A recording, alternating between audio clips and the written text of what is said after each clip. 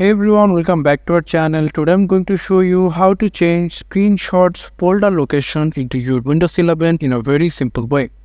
What you need to do is just simply go for this PC and then go for this pictures option. You can see over here screenshot folder. You can see if you just go to simply your picture or photos option over here and then come over into screenshot.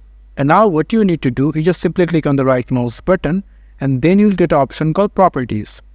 After that, your screenshots properties will be open, and now you just need to go for the location, and from here you just need to click on move.